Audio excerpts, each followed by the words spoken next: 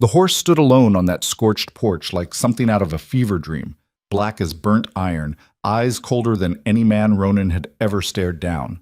$10. That's all he'd paid the bank for this rotting ranch buried 50 miles past nowhere. He'd come here to vanish, to let the desert swallow what was left of him after the accident destroyed everything he'd built. But this stallion wasn't moving, wasn't running, just watching him with a rage so familiar it made Ronan's chest hurt. Something about this animal knew exactly what betrayal tasted like. If you want to see how far a broken man and a wild horse can go when the whole world's hunting them, stay with me until the end. Hit that like button and drop a comment with your city so I can see how far this story travels. Ronan Mercer didn't plan on stopping in Caldera Springs. The town wasn't even a real dot on the map, just a scatter of sun-bleached buildings clinging to the edge of a dried-up valley where the wind never quit and the sky pressed down like a sheet of hammered tin. He'd driven through 100 places just like it over the past 2 years.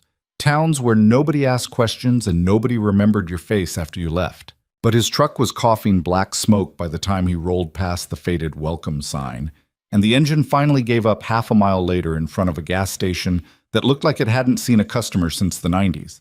Ronan sat there with his hand still gripping the wheel, staring at the cracked asphalt shimmering in the heat, and wondered if this was just how things ended now.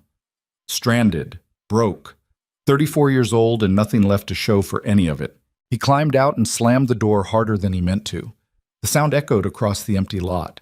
A woman in her 50s emerged from the station's office, wiping her hands on a grease-stained rag. She looked him over without much interest. "Radiator?" she asked. "Something like that." "You got money for a tow?" Ronan shook his head. She sighed, tucked the rag into her back pocket, and nodded toward the diner across the street. "Then you better get some coffee and figure it out. Town mechanic's drunk till Thursday." He didn't argue. There wasn't any point. The diner smelled like burnt coffee and old fryer oil.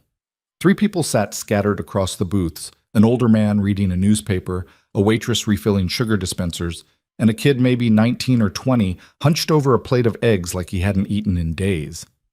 Ronan slid into a corner booth and ordered black coffee when the waitress drifted over. She didn't smile. "Passing through?" "Was." "Truck trouble?" "Yeah." She nodded like she'd heard that story 1,000 times and walked off. Ronan stared out the window at the street, at the rows of empty storefronts and the hills beyond that rolled out into nothing. He'd been a lot of places since the accident. None of them stuck. He wasn't sure what he was looking for anymore. Maybe just somewhere quiet enough that he could stop hearing the screaming in his head every time he closed his eyes. The door jangled open and a man walked in wearing a suit that didn't belong in a place like this. Too clean, too pressed. He carried a briefcase and moved like someone who expected people to get out of his way. The waitress straightened up a little when she saw him. "Mr. Talmadge?" "Morning, Vera." Talmadge slid into the booth across from the old man with the newspaper and set the briefcase on the table. Ronan wasn't trying to eavesdrop, but the diner was small and voices carried. "You hear about the Vane place again?" the old man asked. "I'm here because the county's tired of sitting on a dead asset," Talmadge said. "That property's been vacant for 3 years. Nobody's paying taxes. Nobody's claiming it. We've got buyers interested, but the paperwork's tangled up in probate hell because Elias Vane didn't leave a will anyone can find." "Maybe he didn't want it sold." "He's dead, Bill. What he wanted doesn't matter anymore." The old man folded his newspaper slowly. Elias wasn't right in the head toward the end, but he wasn't stupid. He knew what you people were trying to do out there. "I'm not trying to do anything except move county business forward." Talmadge's voice stayed smooth, but there was an edge underneath. "If you know someone who wants that land, they can bid on it at auction next month. Otherwise, it's going to developers who'll actually use it." "Developers," Bill muttered.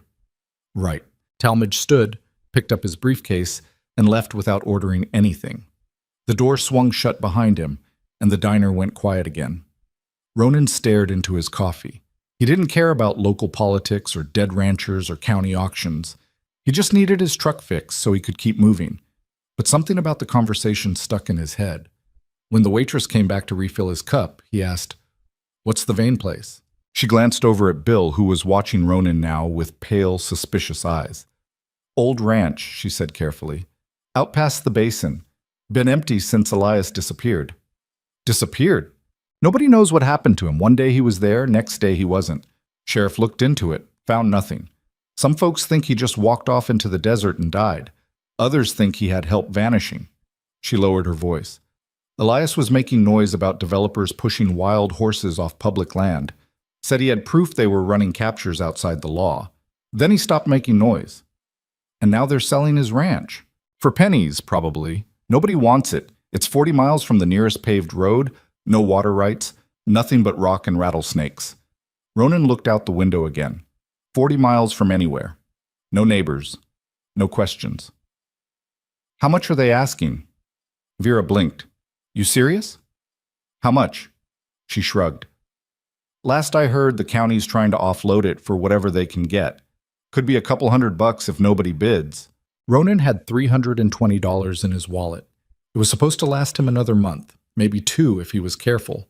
But the idea of owning something, anything, that couldn't be taken away felt like the first solid thought he'd had in years. Where do I go to bid? Bill spoke up from across the diner. You don't want that place, son. I didn't ask if I wanted it. I'm telling you anyway. Elias was mixed up in something bad, and whatever's out there isn't worth the trouble. Ronan met the old man's eyes. I've had plenty of trouble already. A little more won't kill me. Bill looked at him for a long moment, then went back to his newspaper. Vera wrote an address on the back of a receipt and slid it across the table. County office. Opens at 9. Hotuts. The auction wasn't even an auction. Ronan showed up at the county office the next morning and found Talmadge behind a desk shuffling papers like he was trying to bury something. When Ronan said he wanted to bid on the Vane property, Talmadge looked up with an expression that was half surprise, half irritation. You're serious? How much? Talmadge leaned back in his chair. You know anything about that land? I know it's for sale. It's worthless. No utilities, no access. The house is falling apart and the ground's too rocky for cattle. So how much? Talmadge tapped his pen against the desk, thinking. There's a minimum bid of $10 to cover processing fees. Ronan pulled a $10 bill from his wallet and set it on the desk. Talmadge stared at it. You're kidding. Do I look like I'm kidding? For a moment, Talmadge seemed like he might argue. Then he sighed, pulled out a form, and started filling it out. Fine. You want to waste your time, that's your business. But don't come crying to me when you realize you bought a pile of dirt and bad memories. Ronan signed the paperwork without reading it. He didn't care about the fine print. He just needed somewhere to go that wasn't here. 3 days later, he had the title in his hand and directions scrawled on a gas station map. The mechanic, sober now, had patched his truck well enough to get him another 100 miles, and Ronan left Caldera Springs before anyone could ask him what he was planning to do with a dead man's ranch. The drive took 6 hours. The paved road ended after the first 20 miles, and after that it was just dirt tracks that barely qualified as roads at all. Ronan's truck rattled and bucked over rocks and ruts, kicking up dust that turned the whole world brown. The sun hammered down, and the landscape emptied out into endless stretches of scrub and stone. No trees, no water, just miles of nothing bleeding into more nothing. He almost turned back twice, but something kept him going. Maybe it was stubbornness. Maybe it was the fact that he'd already spent the money and had nowhere else to be. Or maybe it was just the idea that out here, nobody would ever find him. When he finally crested a low ridge and saw the ranch house sitting in the basin below, his first thought was that Talmadge had been right. The place looked like it had been forgotten by everything, including time. The house was a squat, one-story structure made of weathered wood and stone, its roof sagging in the middle and half the shutters hanging crooked. A broken fence ran along one side of the property, posts leaning at drunken angles. There were no outbuildings, no barn, no sign that anything had lived here in years. And standing on the porch, perfectly still, was the horse. Ronan stopped the truck 50 yards out and sat there staring. The animal was massive, bigger than any horse he'd ever seen, with a coat so black it looked like it had been carved out of shadow. Its head was up, ears pinned back, and it was watching him with an intensity that made his skin prickle. He turned off the engine. The silence that followed was absolute. Slowly, Ronan opened the door and stepped out. The horse didn't move, didn't run, just stood there like it was daring him to come closer. Ronan had worked with horses before the accident. He'd grown up around them, spent half his teenage years mucking stalls and learning how to read their moods. This one wasn't scared. It was furious. "Easy," Ronan said quietly, even though the horse was too far away to hear him. He took a step forward. The stallion's nostrils flared and it shifted its weight, muscles coiling under that midnight coat. Ronan stopped. For a long moment, they just looked at each other. The wind kicked up dust between them, and somewhere far off, a hawk screamed. Ronan didn't know what he'd expected to find out here, but it sure as hell wasn't this. "All right," he said finally. "I'm not here to fight you." The horse didn't answer. Ronan walked slowly toward the house, keeping his movements loose and non-threatening. The stallion tracked him the whole way, head swiveling as Ronan circled wide to approach from the side. When he reached the porch steps, the horse took 2 quick steps forward and snorted, a sharp warning sound that sent adrenaline spiking through Ronan's chest. He froze. "I just want to see inside," Ronan said. That's it." The horse stared at him like it understood every word and didn't believe a single one. Ronan waited. He wasn't stupid enough to push this. Whatever this animal was, it wasn't some broke-down ranch pony. It was wild, smart, and clearly had its own reasons for being here. After what felt like an eternity, the stallion took 1 step back. Not far. Just enough to let Ronan know it wasn't leaving, but it wasn't stopping him either. Ronan climbed the steps carefully, watching the horse out of the corner of his eye. The front door was unlocked. He pushed it open and stepped inside. The smell hit him first, dust and old wood, and something faintly metallic, like rust. The interior was dark and cluttered, furniture covered in sheets, papers scattered across a table, shelves lined with books and jars and things Ronan couldn't identify in the dim light. He crossed to the window and pulled back the curtain, letting in a shaft of sunlight that cut through the gloom. On the table, partially buried under maps and notebooks, was a framed photograph. Ronan picked it up and wiped the dust off the glass. It showed an older man, maybe 60, 70, standing beside a corral with his hand resting on the neck of a young horse. The man's face was weathered and serious, but there was something kind in his eyes. Behind him, you could just make out this same house, the fence intact, the landscape less barren. Elias Vane. Ronan set the photo down and started looking through the papers. Maps of the surrounding basin, marked with notes and coordinates. Handwritten letters addressed to county officials, wildlife agencies, federal investigators, and journals, dozens of them, stacked in a corner, their pages filled with cramped, furious handwriting. He opened the top journal and started reading. April 14th. Found 3 more today.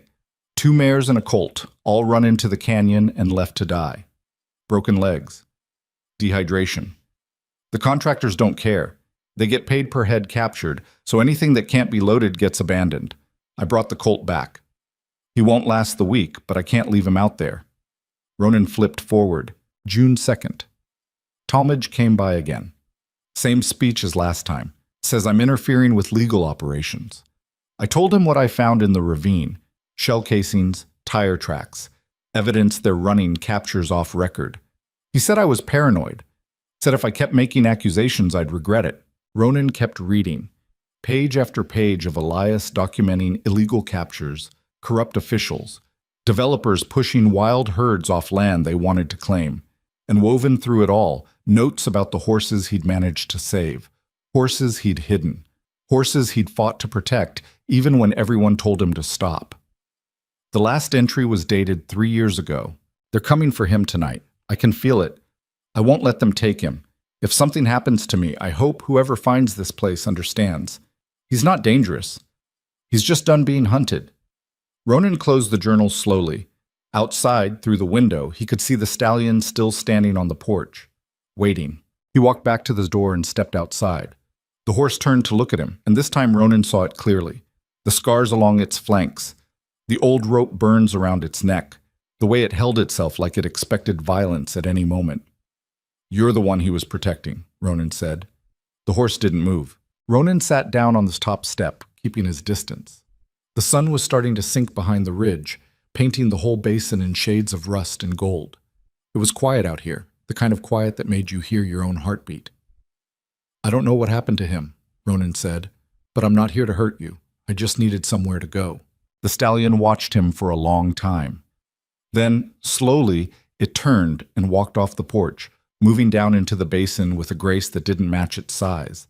It stopped about 100 yards out and looked back once, as if making sure Ronan wasn't following. Then it disappeared into the scrub. Ronan sat there until the stars came out. He thought about Elias Vane, alone out here, fighting a war nobody else believed in. He thought about the journals and the photographs and the evidence scattered across that table inside. And he thought about the horse, scarred, furious, still alive despite everything that had tried to kill it. He didn't know what he was doing here. Didn't know if he could fix this place, or if there was even anything left to fix. But for the first time in 2 years, Ronan felt something other than emptiness. He felt responsible. But over the next few days, Ronan started cleaning the house. It gave him something to do besides stare at the empty desert and wonder what the hell he'd gotten himself into. He pulled the sheets off the furniture, swept out the dust, sorted through Elias's belongings looking for anything useful. The more he uncovered, the clearer the picture became. Elias hadn't just been sheltering horses. He'd been building a case. Contracts with shell companies, photographs of illegal roundups, testimonies from whistleblowers who'd worked for the contractors. It was all here, meticulously documented, waiting for someone to do something with it. But Elias had disappeared before he could finish. Ronan found himself reading the journals late into the night, sitting at the table with a lantern because the house didn't have electricity. Elias wrote about each horse like they were family. He gave them names, tracked their injuries, celebrated when they recovered and mourned when they didn't. And he wrote about the stallion, the one still circling the property like a ghost, more than any of the others. He doesn't trust anyone. Can't blame him. They ran him for 3 days straight before he broke free. By the time I found him, he was half dead and meaner than a rattlesnake. Took me 2 months just to get close enough to treat the wounds. He's never going to be a saddle horse. Never going to be tame. But he deserves to live without fear. That's all I want for him. Ronan closed the journal and looked out the window. The stallion was out there somewhere, watching. He'd seen it every day since he arrived, always at a distance, always alert, like it was keeping guard over something Ronan couldn't see. On the 5th day, Ronan tried to approach it. He walked out into the basin at dawn, moving slowly, hands empty.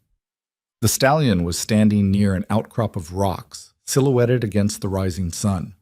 When it saw him coming, it didn't run. It just stood there, waiting. Ronan stopped about 30 feet away. "I'm not trying to catch you," he said. "I just want to make sure you're all right." The horse stared at him. Its eyes were dark and unreadable. Ronan crouched down, making himself smaller, less threatening. "I know you've got no reason to trust me. Hell, I wouldn't trust me either. But I'm not leaving, so we're going to have to figure this out." The stallion took one step forward, then another. Ronan's heart was hammering, but he stayed still, letting the horse decide. It came close enough that Ronan could see every detail, the scars, the dried mud caked along its legs, the way its ears flicked forward and back like it was listening to something only it could hear. Then it snorted, wheeled around, and bolted back into the scrub.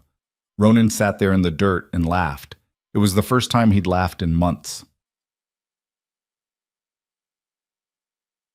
Book. A week after Ronan arrived, he heard the trucks.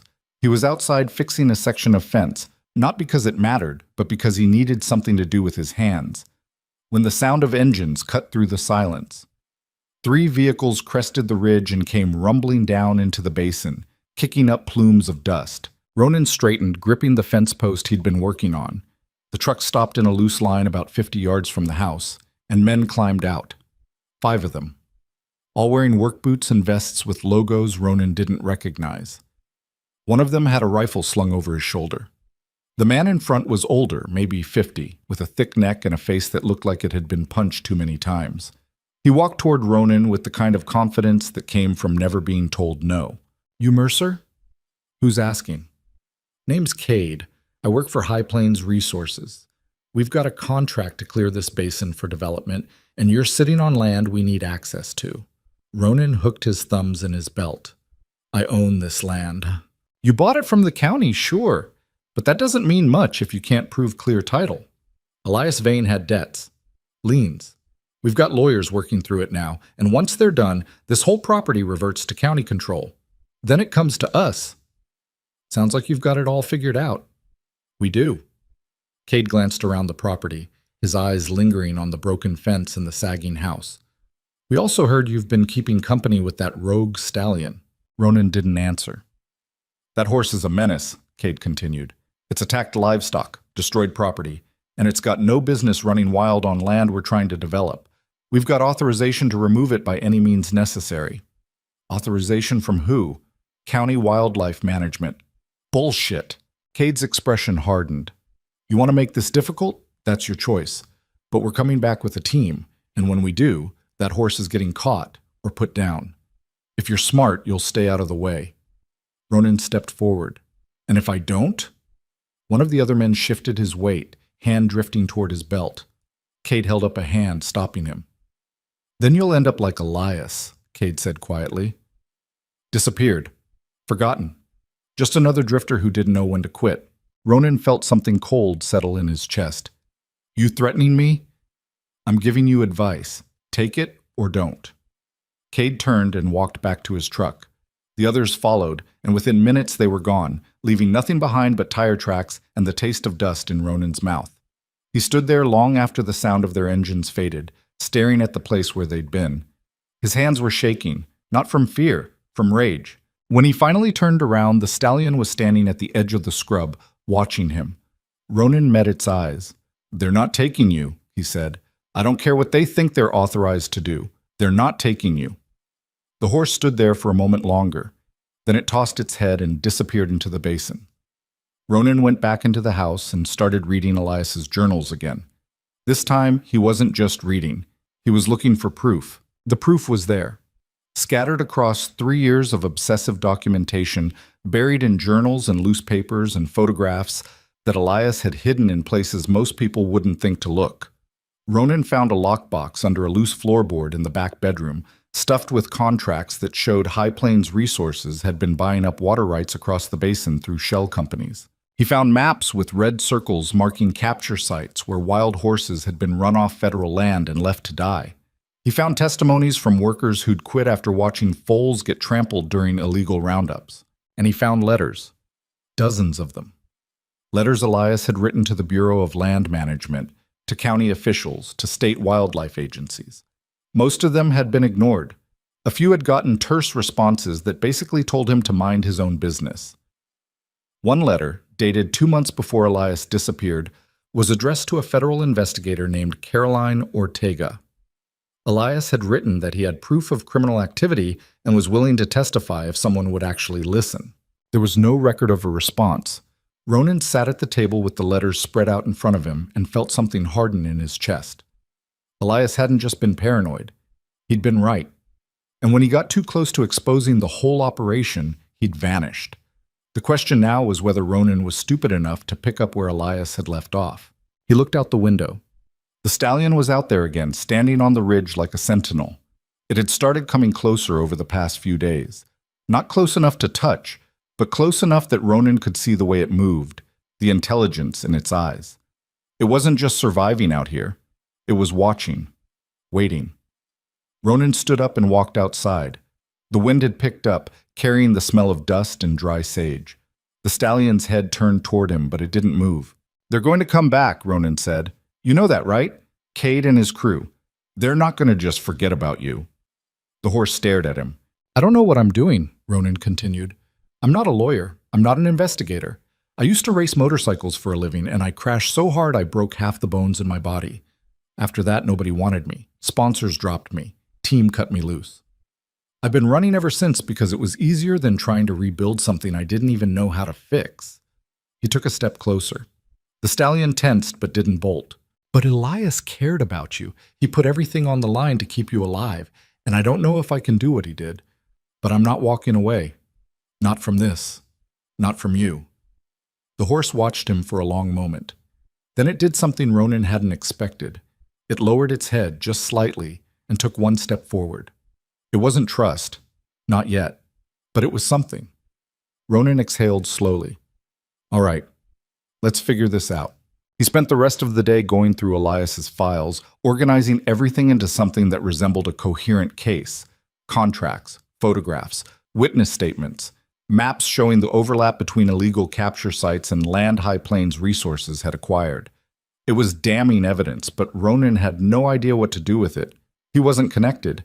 He didn't know who to call or how to make anyone care. What he needed was someone who could navigate the legal system, someone who knew how to fight battles in courtrooms instead of dirt lots. And the only person he could think of was the last person he wanted to talk to, his sister. Ronan hadn't spoken to Celine in almost 3 years, not since the accident. She'd tried to reach out after it happened, called him, sent messages, even showed up at the hospital once before he checked himself out against medical advice. But Ronan had shut her down every time.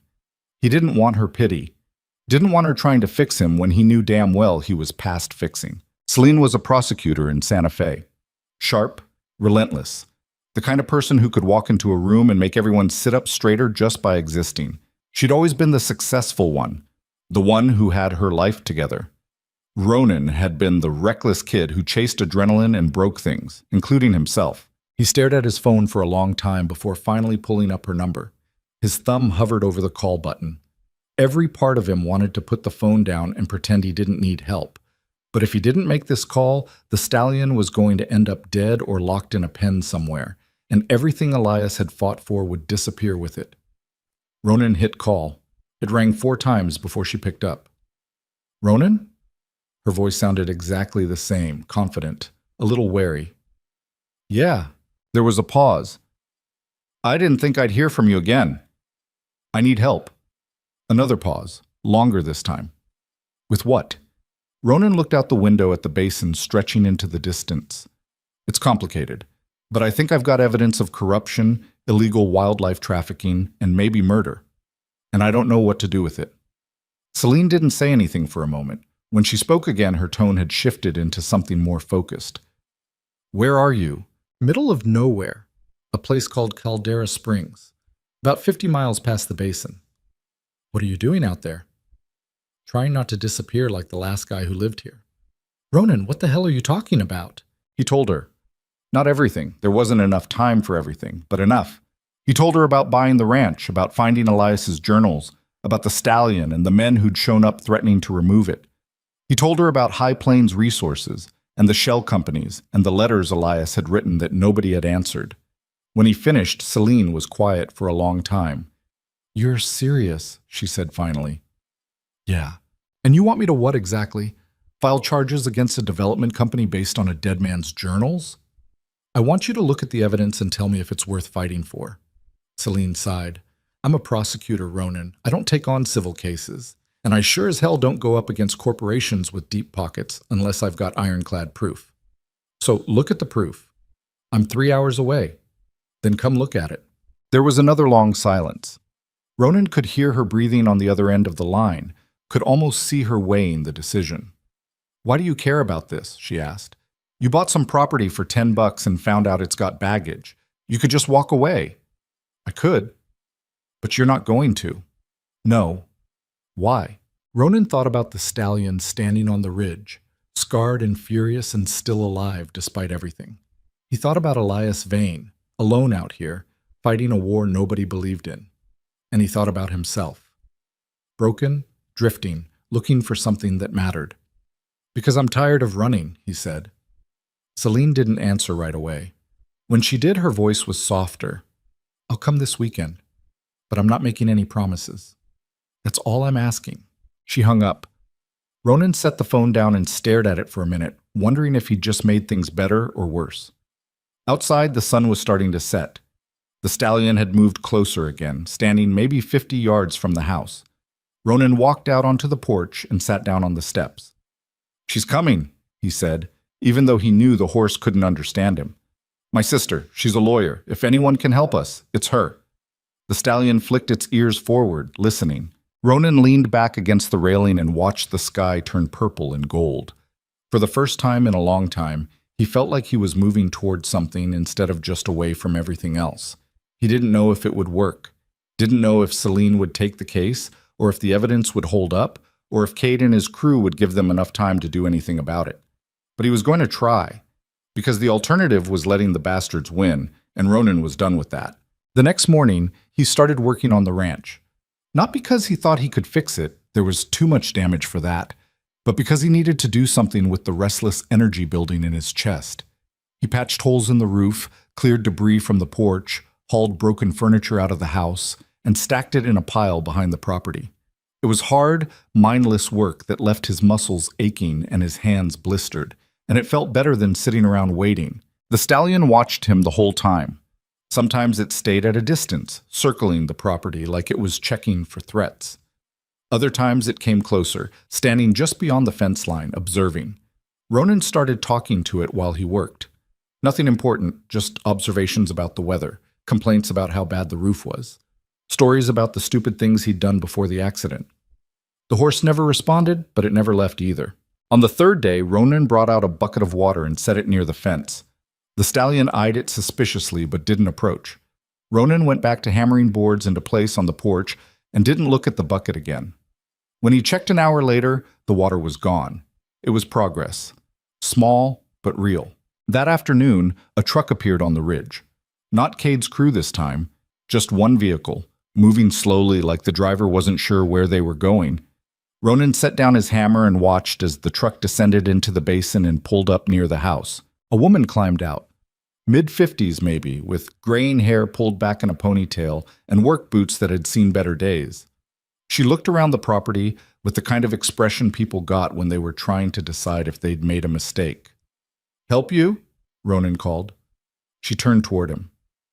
"You Ronan Mercer?" "Depends who's asking." "My name's Iris Coltrane. I used to work for Elias." Ronan climbed down from the porch. "Doing what?" "Vet tech. I helped him with the horses he brought in. Treated injuries, managed medications, that kind of thing." She glanced around the property. "I heard someone bought the place. Didn't believe it until I saw your truck." "You come out here a lot?" "Not anymore. After Elias disappeared, I stopped. Figured it wasn't safe." Ronan nodded toward the house. "You want to come inside?" Iris hesitated, then followed him in. She looked around the cluttered interior with a sadness that made Ronan's chest tighten. "He was a good man," she said quietly. "Stubborn as hell, but good. He cared more about those horses than most people care about their own families." "What happened to him?" Iris shook her head. "Nobody knows. One day he called me, said he was close to having enough evidence to take to the feds. Next day he was gone. Sheriff did a half-assed search, found nothing, and closed the case. Ruled it a probable walkaway." "You believe that?" "No." She turned to look at him. "Elias wouldn't have just left. Not with the stallion still here. That horse was everything to him." Ronan thought about the journals, the letters, the way Elias had documented every detail like he knew his time was running out. "Did he ever talk to you about High Plains resources?" Iris's expression darkened. "All the time. He said they were running illegal captures, falsifying records, bribing officials. He was obsessed with stopping them." "Did he have proof?"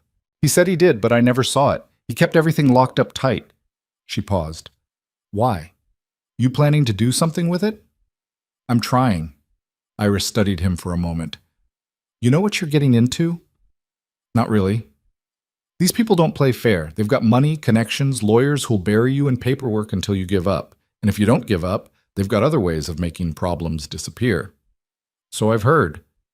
"Then why are you still here?" Ronan looked out the window at the stallion standing on the ridge. "Because somebody has to be." Iris followed his gaze.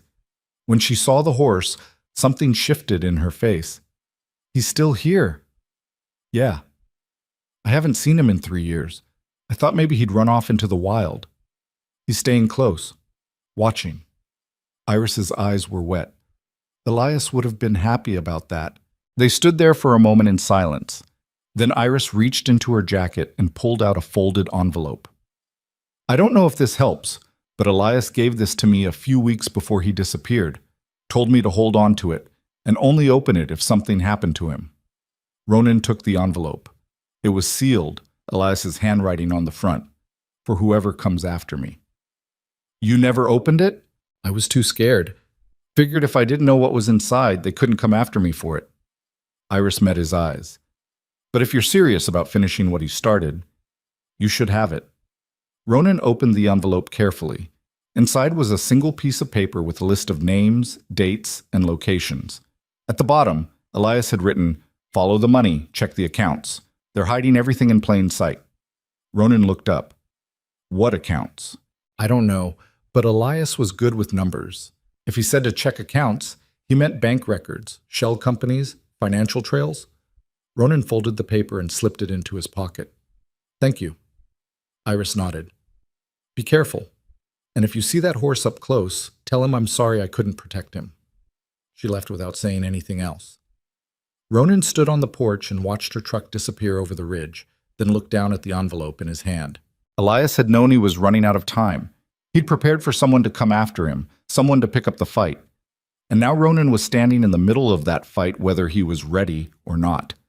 The stallion appeared at the edge of the property, watching. I'm getting in over my head, aren't I? Ronan said. The horse just stared at him. Yeah, that's what I thought. By the time Celine arrived on Saturday, Ronan had organized everything.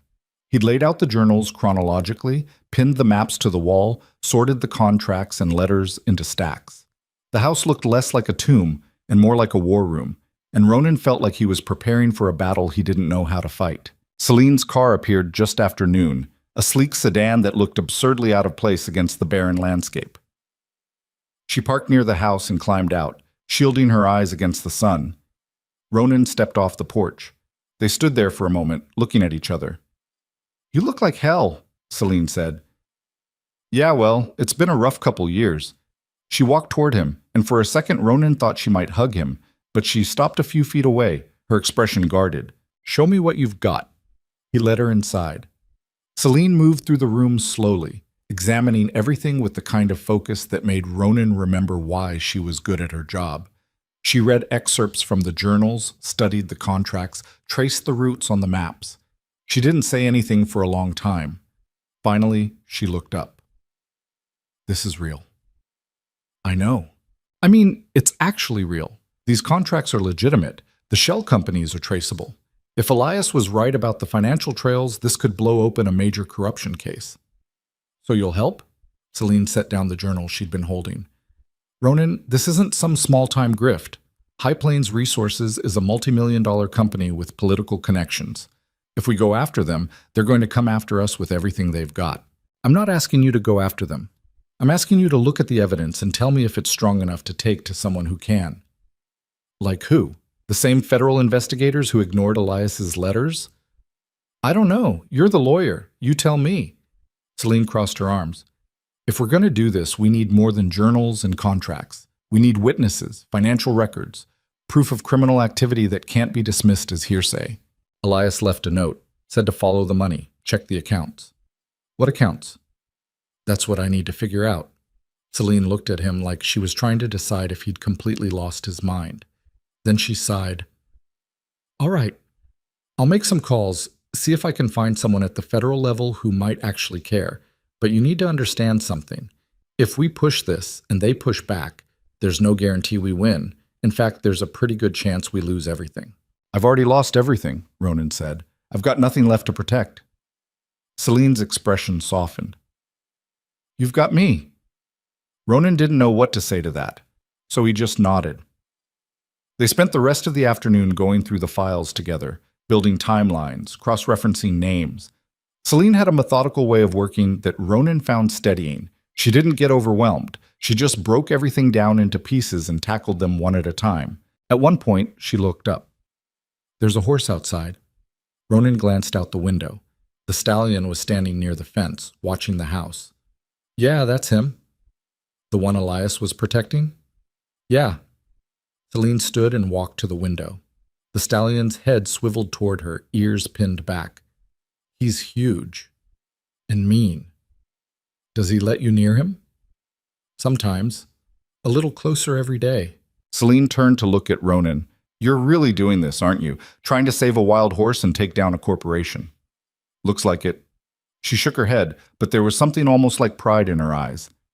You always did have a talent for picking the hardest possible fights. Learned from the best. They worked until the sun went down. When Celine finally left, she promised to reach out to contacts in the federal system and see if anyone would be willing to look at the case. Ronan watched her taillights disappear into the dark and felt the weight of what they were trying to do settle over him. He walked back inside and sat down at the table, staring at the map on the wall.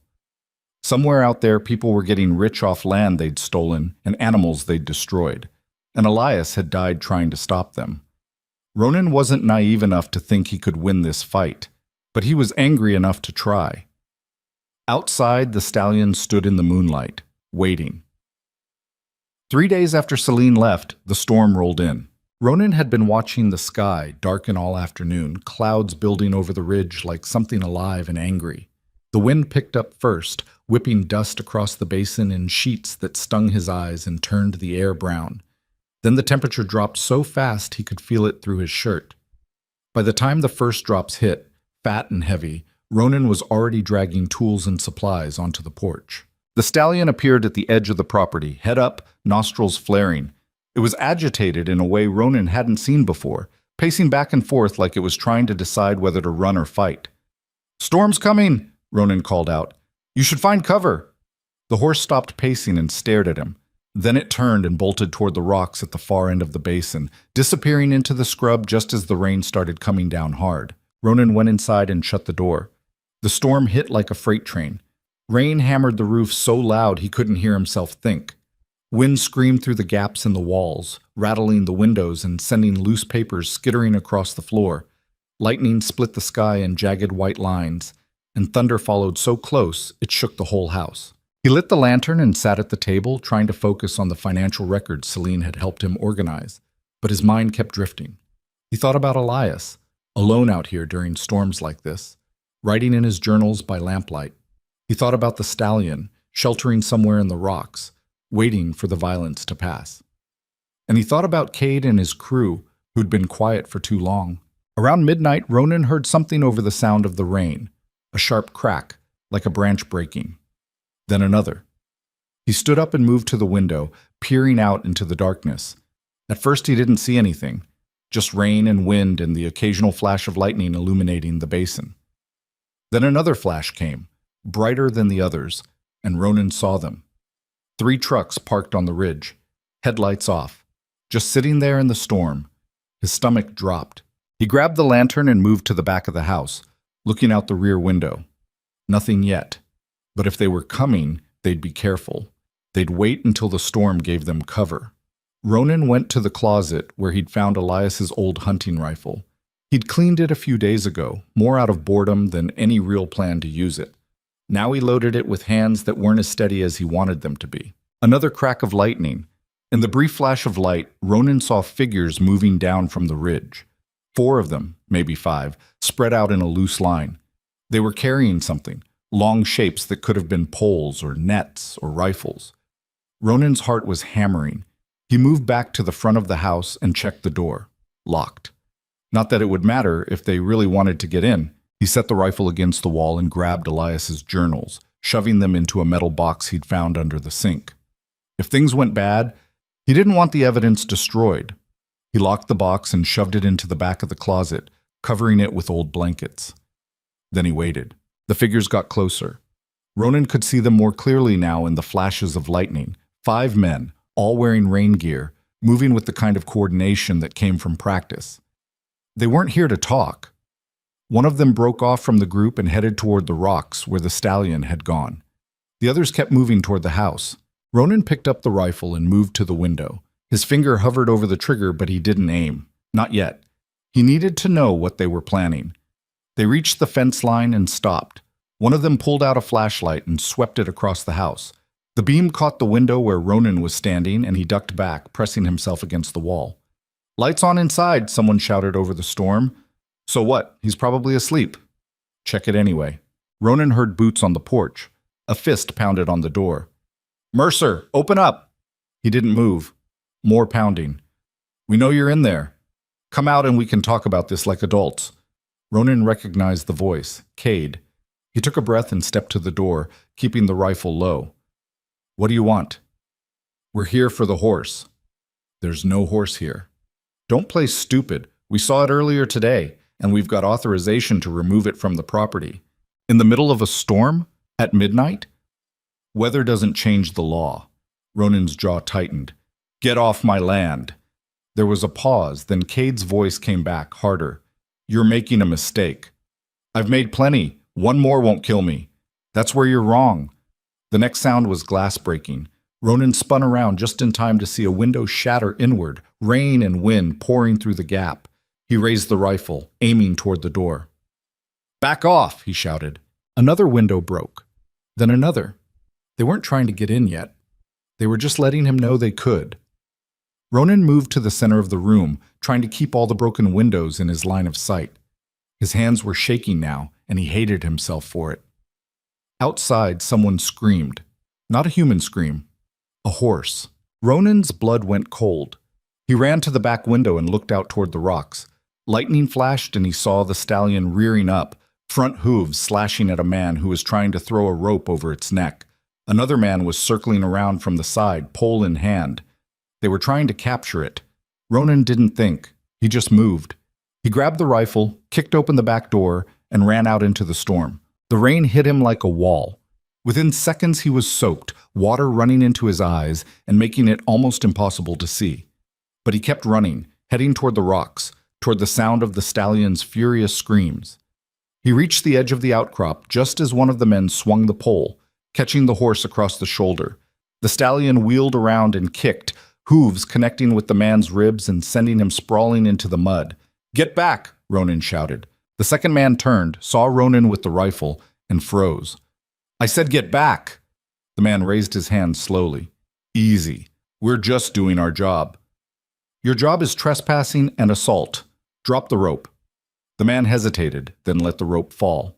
The stallion was breathing hard, eyes wild, blood running from a cut above its shoulder where the pole had hit.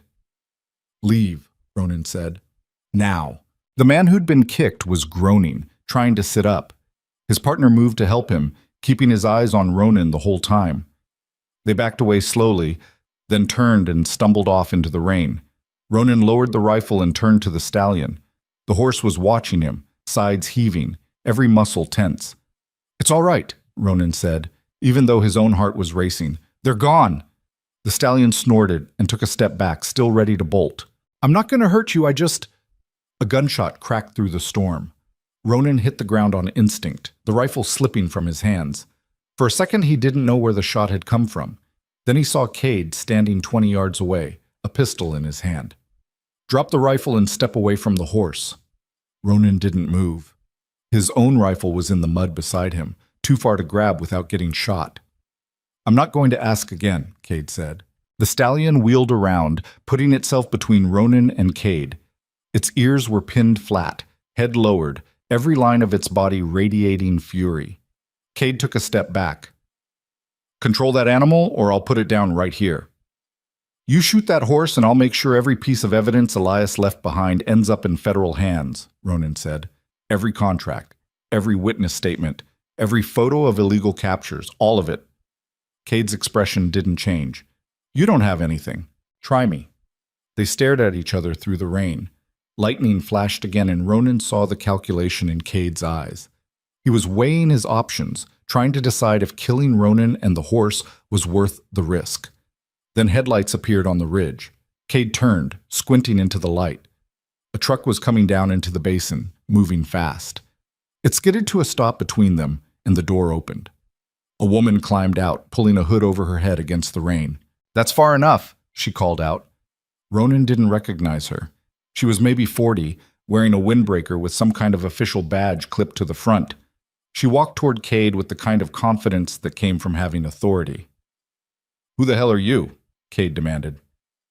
"Special Agent Caroline Ortega, Bureau of Land Management, and you're on federal land conducting an unauthorized capture operation." Cade lowered the pistol slightly. "This is private property. Not according to the title records I just reviewed. This basin includes a federal wildlife corridor, which means any horse operations require permits you don't have." She looked past him at Ronan. "You all right?" Ronan nodded, still trying to catch his breath. Ortega turned back to Cade. "You and your crew need to leave, now. And if I find out you've been running illegal captures in this area, I'll make sure you spend the next decade fighting charges." Cade's jaw worked. "You can't prove anything." "We'll see about that." Ortega pulled out a phone and started taking pictures. Of Cade, of the men stumbling back toward their trucks, of the stallion standing in the rain with blood running down its shoulder. Cade stared at her for a long moment. Then he holstered the pistol and walked away without another word. His crew followed, moving quickly now, desperate to get out before Ortega could document anything else. Within minutes, the trucks were gone. Ortega turned to Ronan. "You're Mercer?" "Yeah." "Your sister's been calling my office for 3 days straight. Said you had evidence related to Elias Vane's case." Ronan wiped rain from his face. "You're the investigator he wrote to." "I am, and I'm sorry I didn't respond. His letters got buried in bureaucracy, and by the time I saw them, he was already gone." She looked at the stallion, still standing guard over Ronan. "That's the horse he was protecting?" "Yeah. He's magnificent." The stallion snorted and tossed its head, water flying from its mane. "We should get inside," Ortega said. "I want to see what you've got." Ronan led her back to the house, the stallion following at a distance. It stopped at the edge of the porch, watching as they went inside. Ronan left the door open a crack, just in case. Ortega stood in the center of the room, looking at the maps on the wall, the journals stacked on the table, the contracts and photographs spread across every surface. "How long have you been working on this?" she asked. "Couple weeks. And you organized all of this yourself?" "My sister helped." Ortega picked up one of the journals and started reading. Her expression got darker with every page. When she finally set it down, she looked at Ronan with something that might have been respect. "This is enough to open a full investigation," she said. "Multiple agencies, federal and state. If even half of what Elias documented is accurate, we're looking at wire fraud, wildlife trafficking, corruption charges that could go all the way to the county level." "What about Elias? What about him? You going to find out what happened to him?" Ortega's expression softened. "I'll try. But you need to understand, if he was killed to keep him quiet, the people responsible are going to be very careful about covering their tracks. So they might get away with it." "They might." Ronan looked out the window at the stallion, still standing in the rain. "That's not good enough." "I know." Ortega pulled out a card and handed it to him. "But it's a start. I'll need copies of everything you've got, and I'll need you to testify when this goes to trial." "Trial? If we're going after High Plains resources, it's going to end up in court, which means you'll be under oath, facing their lawyers, dealing with press. It won't be easy." Ronan thought about Cade's face in the rain, about the gun in his hand, about the way he'd looked at Ronan like he was already deciding how to make him disappear. "I don't care if it's easy," Ronan said. "I just want them stopped." Ortega nodded. "Then we're on the same page." She stayed for another hour, photographing documents, taking notes, asking questions about Elias's timeline and the men who'd shown up tonight. When she finally left, she promised to have agents in the area within 48 hours to secure the property and start interviews. Ronan walked her to her truck. The rain had slowed to a drizzle, the worst of the storm moving east. "You did good work here," Ortega said. "Elias would have been proud." "I didn't do it for him." "No?" She looked past him at the stallion, still watching from the shadows. "Then who?" Ronan didn't answer. He didn't know how to explain that he'd done it because for the first time in years something mattered more than his own pain. That saving the horse felt like saving some part of himself he'd thought was already dead. Ortega drove off, and Ronan stood there in the rain, exhausted and soaked and feeling like he'd just survived something that should have killed him. The stallion emerged from the shadows, moving slowly. It stopped a few feet away and lowered its head, sniffing the air. Ronan held out his hand, palm up, not expecting anything. The horse took one step forward, then another, and then, for the first time, it touched him. Just a brush of its muzzle against his palm, so light Ronan almost didn't feel it. But it was real. "We're going to be all right," Ronan said quietly. "I think we're actually going to be all right." The stallion pulled back and walked off into the basin, limping slightly from the injury on its shoulder. Ronan watched it go, then turned and went back into the house. He didn't sleep that night. He sat at the table with the lantern burning, going through Elias's journals one more time, reading the words of a man who'd fought this same fight alone. And he made a promise to himself, and to Elias, wherever he was, that he wouldn't let it end the same way. When the sun came up, Ronan walked outside and found the stallion waiting on the porch. Its shoulder was still bleeding, the cut deeper than he'd thought. "Let me help you," Ronan said. The horse didn't run. It just stood there, watching him with those dark, knowing eyes. Ronan went inside and found the medical supplies Iris had left behind. Antiseptic, bandages, suture thread. He brought them out to the porch and set them down carefully. "I'm going to touch you," he said, "and it's going to hurt, but I need to clean that wound before it gets infected." The stallion's ears flicked forward. Ronan moved slowly, telegraphing every motion. He soaked a cloth in antiseptic and reached out. The horse flinched but didn't bolt. Ronan pressed the cloth against the cut, and the stallion's whole body tensed, a low rumble building in its chest. "I know. I'm sorry." He worked quickly, cleaning the wound and applying pressure to stop the bleeding. The horse trembled under his hands but stayed still. When Ronan finally stepped back, the cut was clean and wrapped. The bleeding stopped. "You did good," Ronan said. "Better than I would have." The stallion shook itself, water and dust flying from its coat, then walked down off the porch and back toward the basin. But this time it looked back, just once, and Ronan understood what that look meant. Trust was starting to happen. Not all at once, not perfectly, but it was there. Over the next week, federal agents descended on the property like locusts. They photographed everything, collected evidence, interviewed Ronan for hours at a time. Ortega came back twice, bringing more investigators, more questions. They expanded their search to the surrounding basin, uncovering shell casings, old capture equipment, even the remains of horses that had been left to die in the ravines. It was worse than Elias had documented, worse than anyone had imagined. High Plains Resources hired a team of lawyers who immediately started trying to discredit the evidence. They claimed the journals were fabrications, the contracts were taken out of context, the witnesses were unreliable. They filed motions to suppress, motions to dismiss, motions to delay. But Ortega and her team kept pushing, kept digging, kept building the case. And then, 3 weeks after the storm, Selene called. "They found him," she said. Ronan's stomach dropped. "Elias?" "Yeah. A hiker came across remains in a canyon about 10 miles from your property. Forensics confirmed it's him." "How did he die?" Selene was quiet for a moment. "Gunshot, back of the head." Ronan closed his eyes. He'd known, on some level, that Elias hadn't just walked away, but hearing it confirmed felt like a punch to the chest. "Do they know who did it?" "Not yet, but the trajectory and evidence at the scene suggest it was an execution. Someone wanted him dead and didn't want it to look accidental." "Cade? Maybe. Or someone working for High Plains. Either way, this just became a murder investigation on top of everything else." Ronan looked out the window at the stallion, grazing near the rocks. "What happens now?" "Now we go to court, and we make sure everyone knows what these bastards did." The trial was set for 2 months out.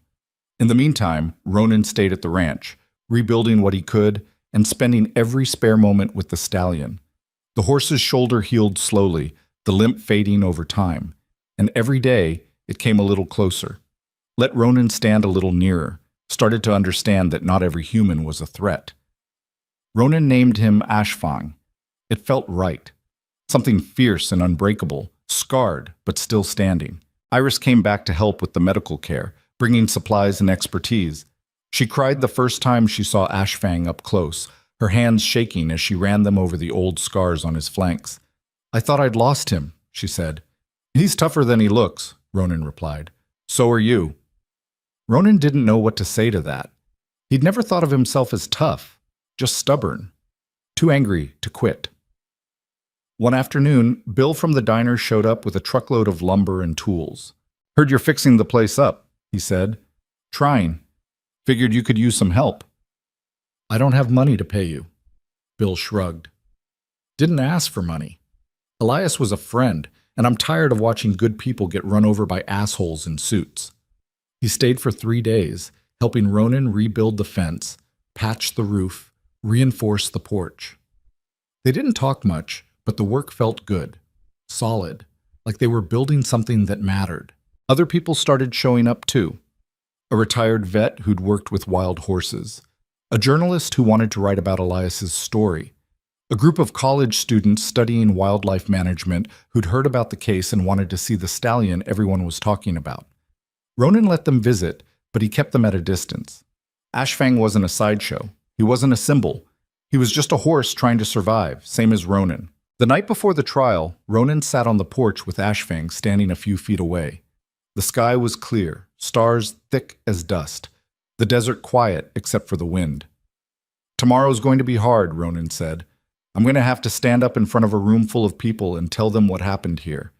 And they're going to try to make me look like a fool. They're going to say I'm lying, that I made all this up, that you're just a dangerous animal that should have been put down years ago. Ashfang's ears flicked toward him. But I'm not going to let them, because you're not dangerous. You're just done being hunted, and that's not the same thing. The horse took a step closer, close enough that Ronan could have reached out and touched its neck. He didn't. He just sat there, letting Ashfang decide.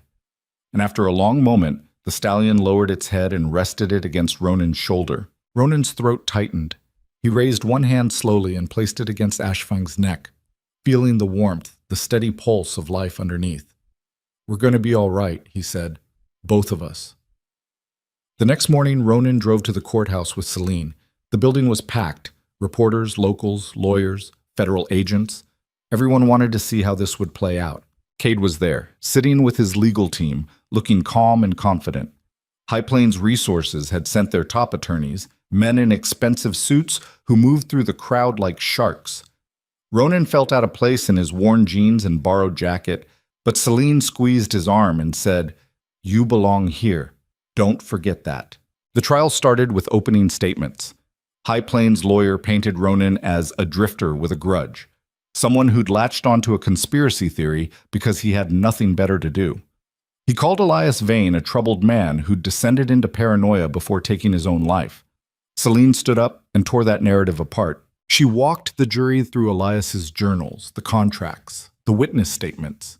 She showed them photographs of dead horses left in ravines, shell casings found at illegal capture sites, financial records linking High Plains to shell companies that didn't exist on paper. She called Iris to the stand, then Bill, then federal agents who'd investigated the scene, and then she called Ronan. He walked to the stand with his heart hammering, feeling every eye in the room on him. The bailiff swore him in, and Celine started asking questions. "Mr. Mercer, when you bought the Vane property, what did you find?" Ronan took a breath. A house full of evidence, and a horse that had been left to die. "Can you describe that horse?" "He's a wild stallion. Black coat, about 16 hands, scars all over his body from ropes, whips, God knows what else. He was protecting the property like it was the only safe place he had left." "And what did you do?" "I tried to earn his trust. Same way Elias did." Celine nodded. "Did you succeed?" "Eventually. Took time, but yeah." The defense attorney stood up during cross-examination, trying to discredit Ronan's story. "Mr. Mercer, you have no formal training in animal behavior, correct?" "Correct." "And you expect this jury to believe that a wild, dangerous stallion just decided to trust you?" "I didn't say he was dangerous. I said he'd been hurt." "Isn't it true that you're projecting your own issues onto this animal? That you see yourself in this horse because you're both—" He paused for effect. "Broken?" Celine shot to her feet. "Objection! Argumentative!" "Sustained," the judge said. But the damage was done. Ronan sat there feeling exposed, like every failure in his life had just been laid out for the whole room to see. When he finally stepped down, he felt like he'd lost. But the trial wasn't over. Ortega took the stand next and delivered testimony that was calm, methodical, and devastating. She walked the jury through every piece of evidence, every timeline, every connection. And when the defense tried to rattle her, she didn't budge. Then Celine played her final card. She called a witness nobody had expected, a man named Derek Holt, who'd worked as a contractor for High Plains Resources until his conscience got the better of him. Holt testified that he'd been part of the crew that captured wild horses off federal land, that they'd been told to get as many as possible, as fast as possible, and that anything that couldn't be sold got abandoned. He testified that he'd seen horses shot, beaten, left to starve. And he testified that when Elias Vane started asking questions, someone high up in the company had given the order to make him disappear. The courtroom erupted. The judge called for order, but the damage was done. When Celine rested her case, Ronan could see it in the jury's faces. They believed her. The defense tried to recover, but it was too late. The evidence was overwhelming. The testimonies were consistent, and the financial records didn't lie. After 3 days of deliberation, the jury came back with a verdict. Guilty on all counts. The courtroom went silent when the jury foreman stood up. Ronan couldn't breathe. He sat there with his hands clenched in his lap, feeling Celine's presence beside him, like the only solid thing in the world. Behind him, he could hear reporters shifting in their seats, cameras clicking softly despite the judge's orders. On the charge of conspiracy to commit wildlife trafficking, we find the defendants guilty. Cade's face didn't change. He just stared straight ahead like he'd expected this all along. On the charge of wire fraud, we find the defendants guilty.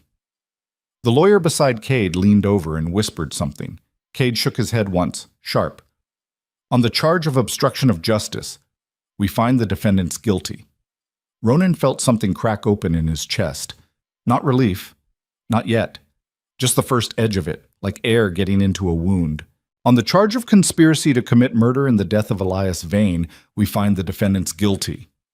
The courtroom erupted. People were shouting, reporters pushing toward the front, the judge hammering his gavel and calling for order. Ronan just sat there, staring at Cade's back, watching the man who'd threatened him finally understand that he'd lost. Celine grabbed his arm. "We did it." Ronan turned to look at her. Her eyes were wet and she was smiling, actually smiling, and for a second he didn't know what to say. "You did it," he said finally. "No, we did." The judge sentenced Cade to 20 years. The executives from High Plains Resources got 15 each. There were fines in the millions, orders to cease operations, federal injunctions freezing the company's assets. It was the kind of verdict that would take years to fully unravel, but the core of it was simple. They'd won. Outside the courthouse, reporters swarmed Ronan and Celine. Cameras flashed in his face and voices shouted questions he couldn't process. Celine handled it, calm and professional, giving them sound bites about justice and accountability. Ronan just stood there feeling like he'd been punched in the gut and hadn't realized it yet. When they finally got to Celine's car, she turned to him. "You okay?" "I don't know." She started the engine but didn't pull out. "It's going to take time for this to feel real." "Yeah, but you should be proud. You did something most people wouldn't have had the guts to do." Ronan looked out the window at the courthouse steps, at the people still gathered there talking about the case. "I just wanted to keep the horse alive." "I know, but you did a lot more than that." They drove back to the ranch in silence. Ronan stared at the desert rolling past, thinking about Elias buried in that canyon, about all the horses that hadn't made it, about the years Cade and his crew had operated without anyone stopping them. The verdict felt like a win, but it also felt like it had come too late. When they pulled up to the house, Ashfang was standing on the porch waiting. Celine laughed. "Does he always do that?" "Pretty much." "He knows you." "Yeah." Ronan climbed out and walked toward the stallion. Ashfang's ears pricked forward, and he took a few steps down from the porch, meeting Ronan halfway. For a moment, they just stood there, close enough that Ronan could feel the heat coming off the horse's body. "We won," Ronan said quietly. "They're going to prison, and this place is protected now. Nobody can touch it." Ashfang lowered his head and Ronan rested his hand on the horse's neck. The scars were still there, rough, under his palm, but the tension was gone. The constant vigilance, the fear. Celine came up beside them. "What are you going to do now?" Ronan looked around the property. The house was still half broken. The fence still sagged in places. But it was standing, and for the first time it felt like it might actually become something. "Fix it," he said. "Make it what Elias wanted it to be." "A sanctuary." "Something like that." Celine smiled. "You're going to need help." "I know." "I'm serious. You can't do this alone." Ronan met her eyes. "You offering?" "I'm saying I'll make some calls, find people who know what they're doing, get you connected to organizations that can fund this kind of work." She paused. "But yeah, I'll help, however I can." Ronan didn't know what to say. For 3 years, he'd kept her at a distance, convinced he didn't deserve her help. And now here she was, offering it anyway. "Thank you," he said. "Don't thank me yet. This is going to be hard work." "I'm used to hard work." "Good, because you're about to get a lot more of it." She left an hour later, promising to be back in a week with contacts and plans. Ronan stood in the driveway and watched her taillights disappear, then turned and looked at Ashfang. "Just you and me again," he said. The stallion snorted and walked off toward the basin. Over the next few weeks, word about the trial spread. News outlets picked up the story, running pieces about the wild stallion and the drifter who'd taken on a corporation. Some of them got it right.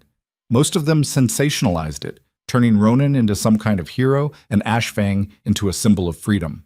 Ronan hated it. He wasn't a hero. He was just a guy who'd been too stubborn to walk away. But the attention brought other things too. Donations started coming in from people who wanted to support the sanctuary. Small amounts at first, $20 here, $50 there, but it added up. Volunteers reached out, offering to help with construction and animal care. And then Iris called with news that a nonprofit focused on wild horse protection wanted to partner with him. "They've got funding," Iris said, "real money, enough to rebuild the ranch properly and set up long-term care programs." "What's the catch?" "No catch. They just want to make sure this place becomes what Elias envisioned, a safe space for horses that have nowhere else to go." Ronan thought about it. He didn't like the idea of outsiders getting involved, didn't trust that they wouldn't try to take over. But he also knew he couldn't do this alone, not if he wanted it to actually work. "Set up a meeting," he said. The representatives arrived a week later. 3 of them: a woman named Dr. Lena Cortez, who ran the nonprofit, a man named Marcus, who handled logistics, and a younger guy named Jamie, who worked with traumatized animals. They walked the property with Ronan, asking questions and taking notes, and when they saw Ashfang standing on the ridge watching them, they stopped talking altogether. "That's him," Dr. Cortez said softly. "Yeah. He's extraordinary. He's a survivor." She turned to look at Ronan. "So are you." They worked out a partnership agreement over the next few days. The nonprofit would provide funding and resources. Ronan would maintain control of the property and make all final decisions about the horses brought in. It wasn't perfect. There were compromises on both sides, but it felt fair. Construction started in early spring. Volunteers showed up every weekend, hauling materials and swinging hammers. They rebuilt the fence properly this time, reinforced the house, constructed a small barn and shelter. Bill came back with more lumber and stayed for 2 weeks straight, working alongside college kids and retirees who'd driven hours just to be part of it. Ronan worked harder than anyone. He was up before dawn every day, running equipment, fixing problems, making sure everything was done right. His hands blistered and his back ached, and he fell into bed every night too exhausted to think. But it felt good. It felt like building something that mattered. Ashfang watched it all from a distance, wary of the strangers but never leaving. He stayed close to Ronan, following him around the property, standing guard whenever someone new showed up. And slowly, over time, he started letting other people near him. Not touching, just proximity. It was progress. One afternoon, a truck pulled up, and a man climbed out. He was maybe 70, moving slow like his joints hurt. Ronan walked over to meet him. "Help you?" The man looked around the property, his eyes taking in the new fence, the fresh paint on the house, the volunteers working in the yard. "Heard you're building a sanctuary." "That's the plan. I've got a horse. She's old. Been with me 20 years, but I can't take care of her anymore. My health's going and I don't have anyone to leave her to." His voice cracked. "I don't want her going to auction. Don't want some asshole buying her for meat." Ronan felt something twist in his chest. "What's her name?" "Rosie." "She gentle?" "Sweetest horse you'll ever meet. Just needs a place to live out her days in peace." Ronan looked back at the property. They weren't ready yet. The barn wasn't finished, and they didn't have the full setup for long-term care. But he thought about Elias, taking in horses nobody else wanted, giving them a chance when the world had given up on them. "Bring her by next week," Ronan said. "We'll make it work." The man's eyes filled with tears. "Thank you." Rosie arrived the following Tuesday. She was a bay mare with a graying muzzle and kind eyes, moving stiff but steady. Ronan set her up in a paddock near the house and made sure she had feed and water. That night, Ashfang stood at the fence line watching her. He didn't approach, but he didn't leave either. Over the next few months, more horses came. A gelding rescued from a hoarding situation. 2 mares saved from a kill pen. A young stallion that had been abused so badly he'd try to bite anyone who got close. Each one had a story. Each one had scars. And Ronan took them all in, working with Jamie and Iris to provide medical care and give them space to heal. The property transformed. What had been a dying ranch became something alive. Pastures filled with horses grazing in the sun. Volunteers moving through the yard, mucking stalls and repairing fences. visitors coming from all over to see the sanctuary and hear Elias's story. But Ashfang remained apart. He tolerated the other horses, didn't fight them, but he never joined the herd. He stayed on the outskirts, watching, waiting, still wild, still his own. One evening, Ronan was sitting on the porch when Jamie came over and sat beside him. "You ever think about trying to ride him?" Jamie asked. "Ashfang?" "Yeah." Ronan shook his head. "He's not a riding horse." "I know, but he trusts you more than anyone else. I just wondered if you'd thought about it." "I have. And the answer's no." Jamie looked at him. "Why?" "Because he doesn't need to be ridden to have value. He doesn't need to be useful or tame or anything other than what he is. He's a wild horse who survived hell and came out the other side still standing. That's enough." Jamie nodded slowly. "Fair." They sat there in silence for a while, watching the sun sink behind the ridge. Ashfang was out there somewhere in the basin, moving through the scrub like a shadow. "You ever think about what happens next?" Jamie asked. "After the sanctuary's up and running?" Ronan didn't answer right away. He'd been so focused on building the place, on making it work, that he hadn't thought much beyond that. But now that Jamie asked, he realized he didn't know. For 3 years he'd been running from his old life, and now he'd finally stopped. But stopping wasn't the same as knowing where to go next. "I don't know," he said finally. "That's okay. You don't have to know yet." A few days later, Ortega called. "We got the financial records," she said. "Turns out High Plains was funneling money through 6 different shell companies. We're talking millions in illegal profits." "Where's the money going?" "Seized by the federal government, but there's a provision that allows for restitution to victims. That includes funding for wildlife protection programs and sanctuaries." She paused. "You could apply for part of it. Use it to expand what you're building." Ronan thought about it. The idea of taking money that had been made off the suffering of wild horses and using it to protect them felt like justice. Messy, imperfect justice, but justice all the same. "Send me the paperwork," he said. The grant came through 2 months later. Enough to finish the barn, expand the pastures, hire a full-time vet, and set up an education program for people who wanted to learn about wild horse conservation. It was more money than Ronan had ever seen in his life, and for the first time, the sanctuary felt real, permanent. One morning, Ronan was out fixing a section of fence when he saw a car coming down the access road. It was a sedan, clean and new, completely out of place in the dust and scrub. The car stopped near the house and a man climbed out. He was young, maybe late 20s, wearing slacks and a button-down shirt that was already wilting in the heat. "Can I help you?" Ronan called. The man walked over, shielding his eyes against the sun. "Are you Ronan Mercer?" "Yeah. My name's Peter Vane. I'm Elias's nephew." Ronan straightened up, gripping the fence post. "I didn't know he had family."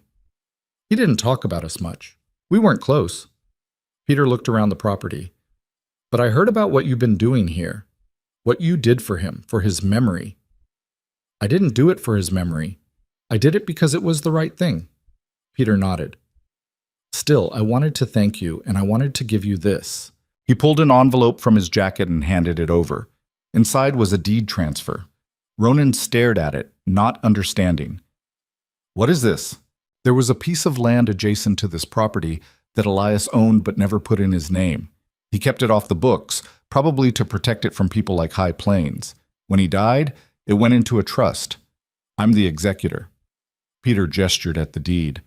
"I'm transferring it to you. It's another 40 acres. Should give you room to expand if you need it." Ronan looked up. "Why?" "Because Elias believed in what he was doing, and you're the only person who's ever tried to finish it." Peter held out his hand. "Thank you for caring about something my family didn't." Ronan shook his hand, still too stunned to fully process what had just happened. Peter got back in his car and drove off, leaving Ronan standing there with the deed in his hand. That night, he showed it to Ashfang.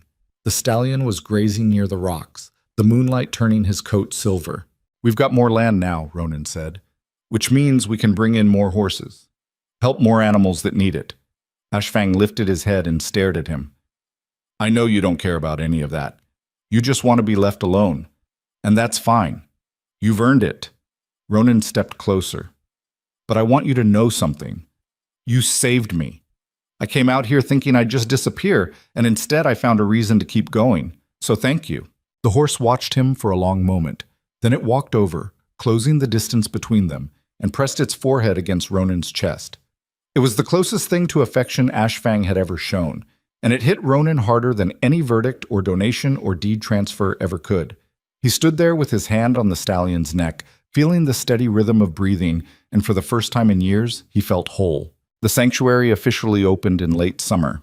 They held a small ceremony, nothing fancy, just a gathering of the people who'd helped build it.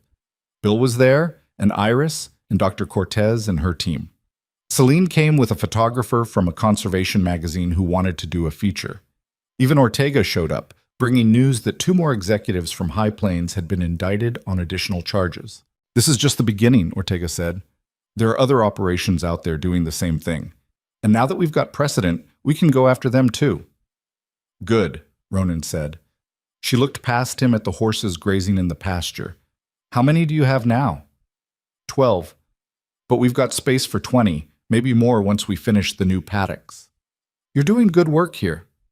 "It's not just me." "No, but you started it." The ceremony was simple. Dr. Cortez said a few words about Elias and the importance of protecting wild horses. Celine talked about the legal battle and what it meant for future conservation efforts, and then people asked Ronan to speak. He stood in front of the small crowd, feeling awkward and out of place, and tried to find the right words. "I didn't know Elias," he said, "but I know what he cared about. And I know he died trying to protect something that couldn't protect itself. This place exists because he refused to give up, even when it cost him everything. So if you want to honor his memory, don't just remember what happened here. Go out and do something about the things you see that are wrong. Because that's what he did. And that's what we should all be doing." It wasn't eloquent, it wasn't polished, but it was honest, and people seemed to appreciate that. After the ceremony, Ronan walked out to the ridge where Ashfang was standing. The stallion had stayed away from the crowd, watching from a distance like always. But when Ronan approached, he didn't move. "Big day," Ronan said. Ashfang snorted. "Yeah, I didn't like all the attention either." They stood there together, looking out over the basin. The sun was setting, painting the whole landscape in shades of orange and gold. From here, Ronan could see the entire sanctuary, the pastures, the barn, the house with its fixed roof and sturdy walls. It looked nothing like the broken-down property he'd bought for $10.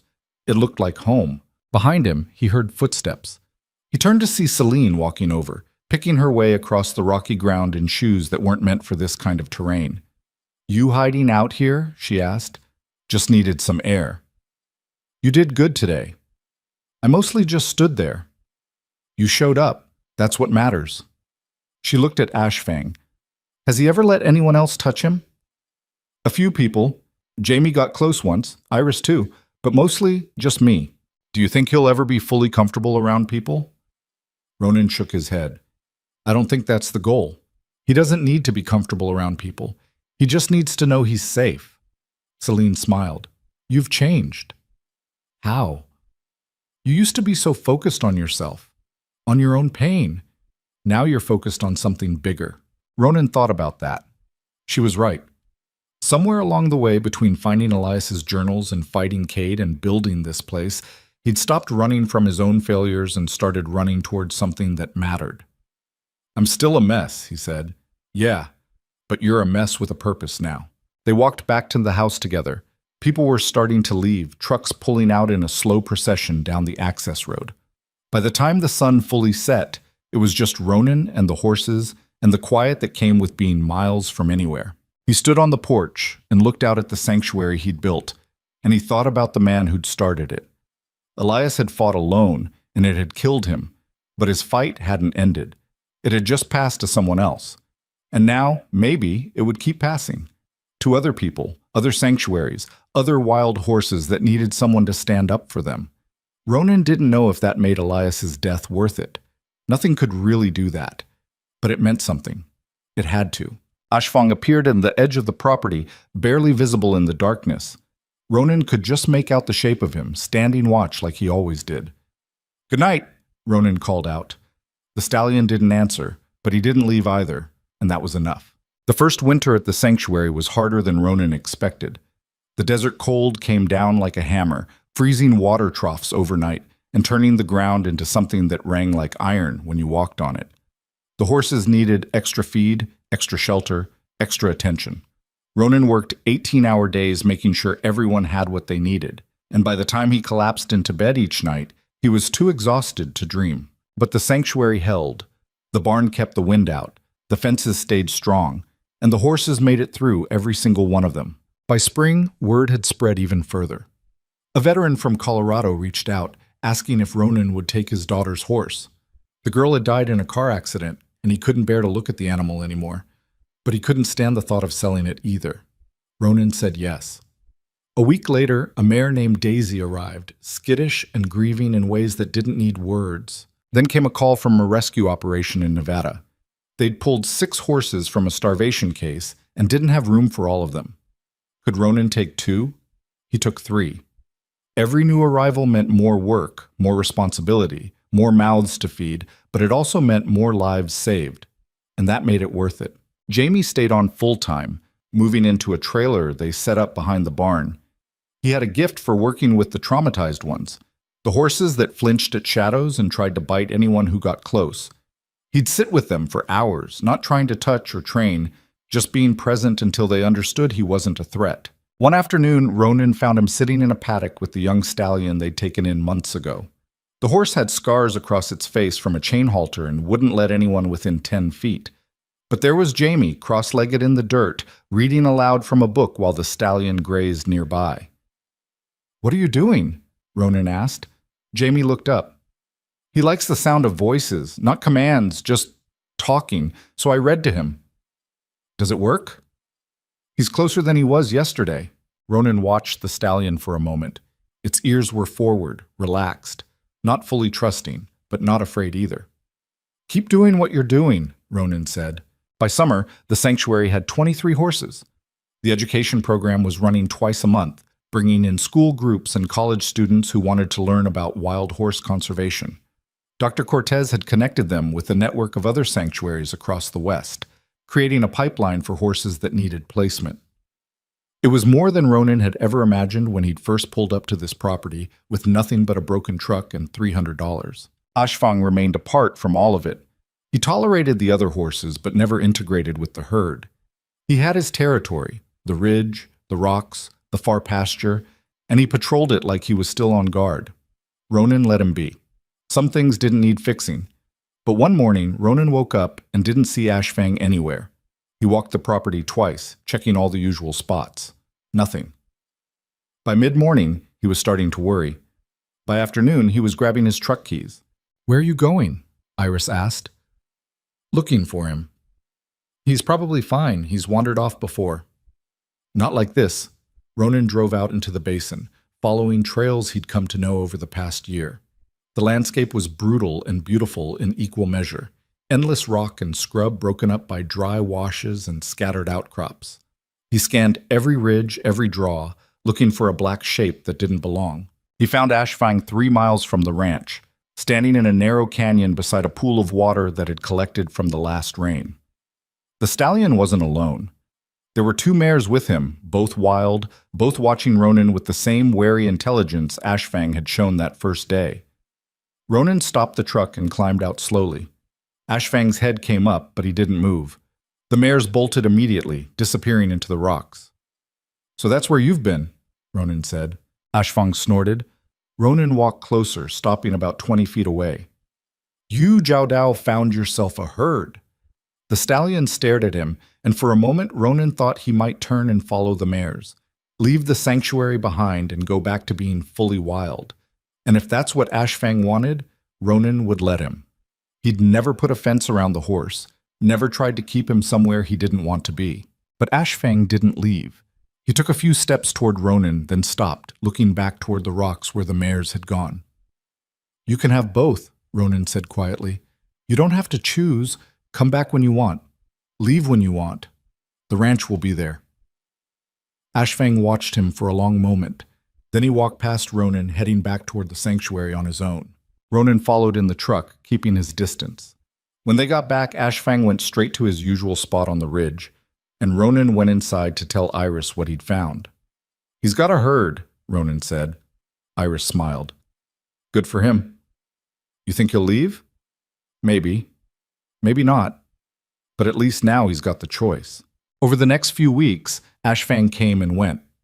Sometimes he'd be gone for days, and Ronan would spot him on the far ridge with the two mares.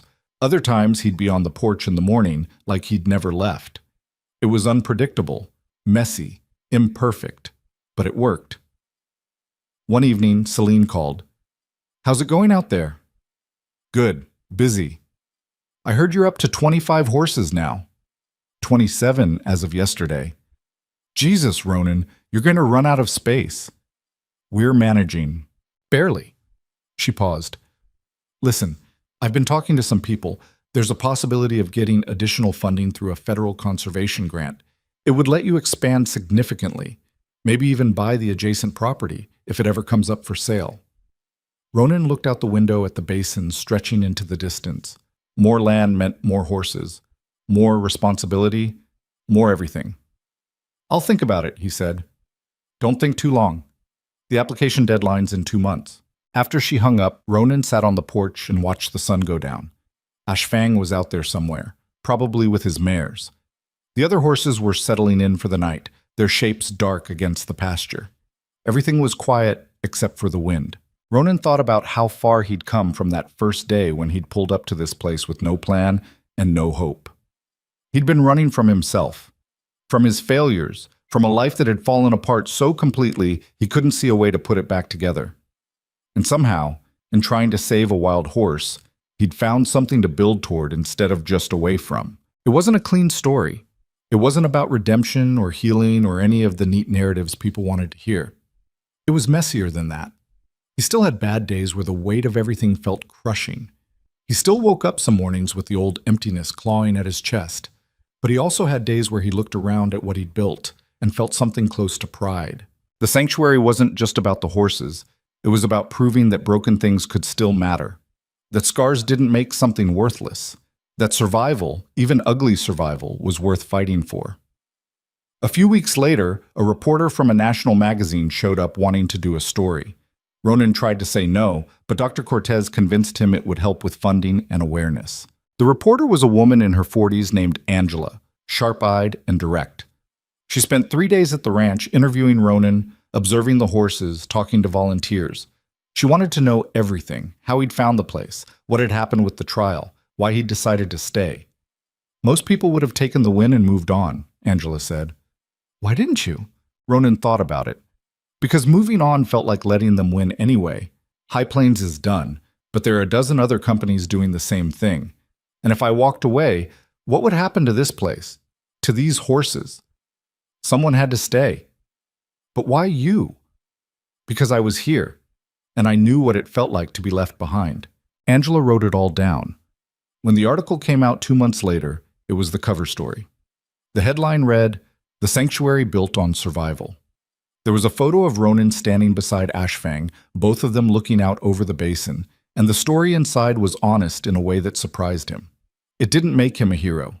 It just told the truth. The response was overwhelming. Donations flooded in. Volunteers applied from across the country. Other sanctuaries reached out wanting to collaborate. And somewhere in all of it, Ronan realized the work he was doing had become bigger than just him and one wild horse. But with the attention came complications. A developer approached him about selling the mineral rights under the property. Ronan said no. A film crew wanted to do a documentary. Ronan said no to that too. He wasn't interested in turning the sanctuary into a spectacle. He just wanted to keep doing the work. One afternoon, Bill showed up with a case of beer and a grin. "You're famous now," Bill said. "I'm not famous. The sanctuary's getting attention. That's different." "You're splitting hairs." Bill cracked open a beer and handed it to Ronan. "Elias would have hated all this." "I know. But he would have been proud too." Ronan took a drink. "You think?" "I know. He spent years fighting alone, getting nowhere. You finished what he started. That matters." They sat on the porch in silence for a while, watching the horses graze in the evening light. Rosie, the old mare who'd been the first to arrive, was standing near the fence with her head down, half asleep. The young stallion Jamie had been working with was grazing beside her, calm in a way that would have been impossible 6 months ago. "What happens when you run out of space?" Bill asked. "We expand, or we help build other sanctuaries. There's always going to be more horses than we can take. That bother you? Yeah, but it's better than doing nothing. Bill nodded. Fair enough. By the end of the year, the sanctuary had 32 horses and a waiting list. They'd built 2 more paddocks, hired another part-time vet, and established a foster program for horses that could eventually be placed in homes. It was sustainable now, operating on a mix of grants, donations, and volunteer labor. It wasn't perfect, but it worked. Ashfang still came and went. His mares never came close to the ranch, but sometimes Ronan would see them on the far ridges, grazing alongside the stallion, like they'd always belonged there. It made him happy in a way he couldn't quite explain. Ashfang had choices now, freedom, and he chose to keep coming back. One winter morning, Ronan was in the barn when he heard hooves on the frozen ground. He looked up to see Ashfang standing in the doorway, snow dusting his mane. Behind him, hesitant and wary, were the 2 mares. Ronan stayed still, barely breathing. The mares had never come this close before. They stood at the threshold, heads high, ready to bolt at the slightest wrong move. Ashfang walked into the barn like he owned it, moving past Ronan to the pile of hay in the corner. He grabbed a mouthful and started eating. The mares watched for a long moment, then slowly, carefully, followed him inside. Ronan backed up, giving them space. He watched as the 3 horses ate together, Ashfang calm and steady, the mares gradually relaxing. It was trust, hard-won, fragile trust, but it was real. Jamie appeared at the barn door, saw what was happening, and froze. Don't move, Ronan whispered. They stood there for 20 minutes, watching the horses eat. When the mares finally finished, they turned and walked back out into the snow, Ashfang trailing behind them. At the edge of the property, the stallion looked back at Ronan one more time, then disappeared into the white landscape. That was incredible, Jamie said. Yeah. You think they'll come back? I don't know, but they know they can. That's what matters. Later that day, Ronan found himself in the house, sitting at Elias's old table. He'd kept the journals, couldn't bring himself to pack them away. Sometimes he'd pull one out and read a few entries just to remember why all this started. Today, he opened the last journal Elias had written.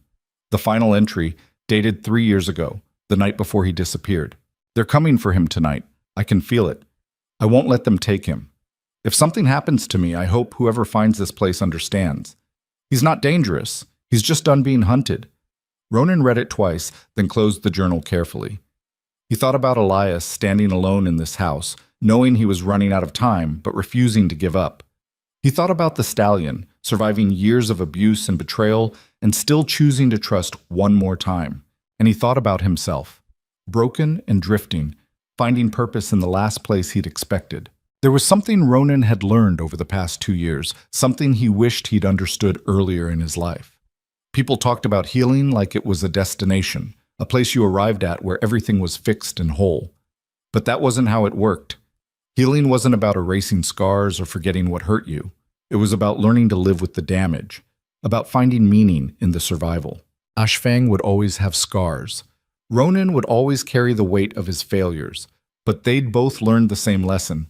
You didn't have to be unbroken to matter. You just had to keep showing up. Spring came early that year. The desert bloomed in ways Ronan had never seen, wildflowers carpeting the basin, birds returning from migration, the whole landscape waking up. The sanctuary buzzed with activity.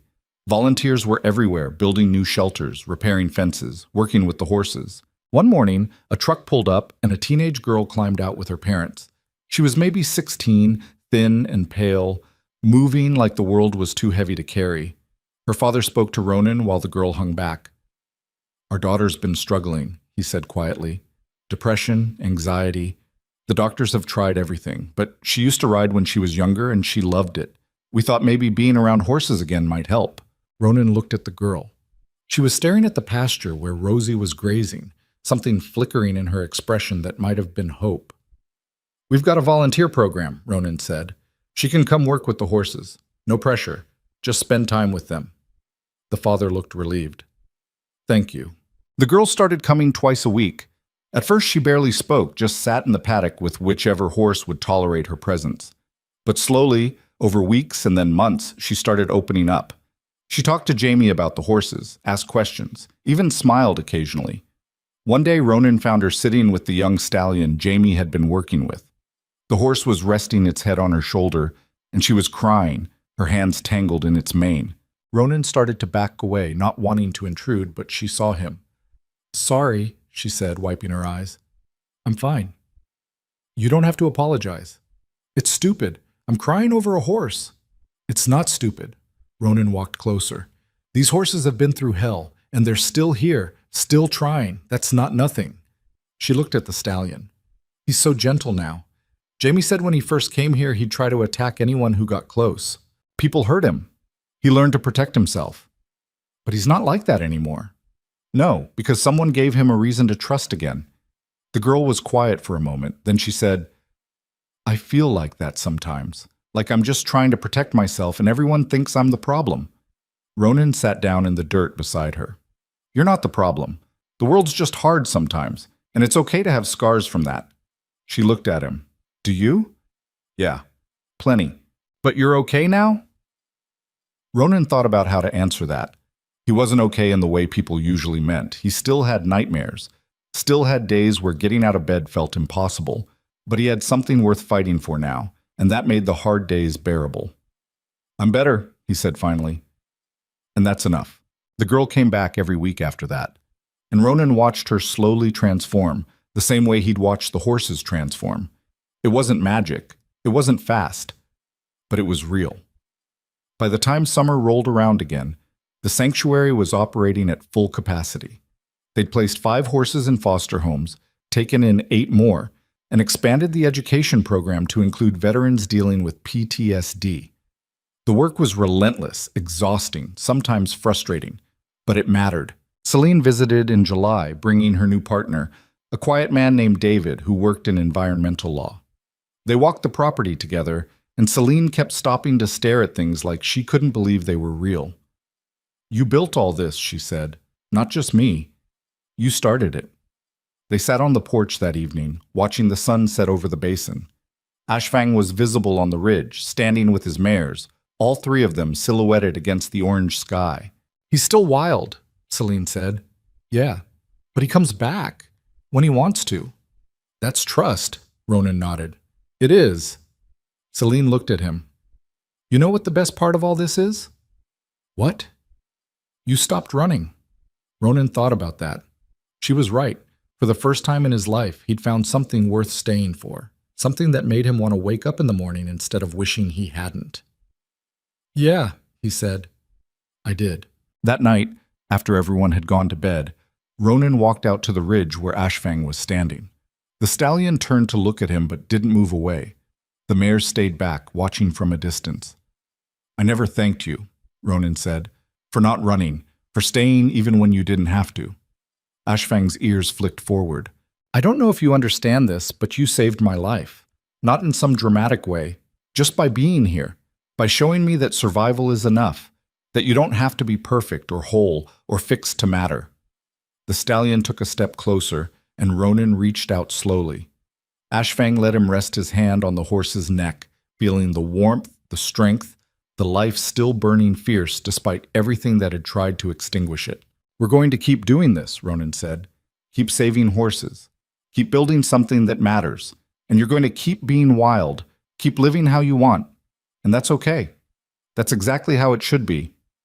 Ashfang stayed there for a moment longer, then turned and walked back to his mares. They moved off together into the darkness, and Ronan stood on the ridge watching them go. He thought about Elias, buried in that canyon. His fight ended before he could see it won. He thought about all the horses they'd saved and all the ones they couldn't. He thought about the girl who came to cry with broken animals because they understood her in ways people didn't. And he thought about himself, standing in a place he'd bought for $10, building a life he'd never imagined. The sanctuary wasn't perfect. It would never be perfect. There would always be more horses than they could save, more problems than they could solve, more heartbreak than any one person should carry. But they were doing it anyway, because the alternative was giving up, and Ronan had spent too many years doing that already. He walked back to the house, passing paddocks full of horses that had survived the worst things people could do to them and were still here, still breathing, still trying. And he understood finally what Elias had known all along. It wasn't about saving every horse. It wasn't about winning every fight. It was about showing up. about refusing to let cruelty have the last word, about building something good in a world that made it so damn hard to find. Ronan climbed the porch steps and looked back one last time at the ridge. Ashfang was a dark shape against the stars, wild and free, and choosing to stay anyway. That was enough. That was everything. He went inside, and for the first time in years, he slept without nightmares.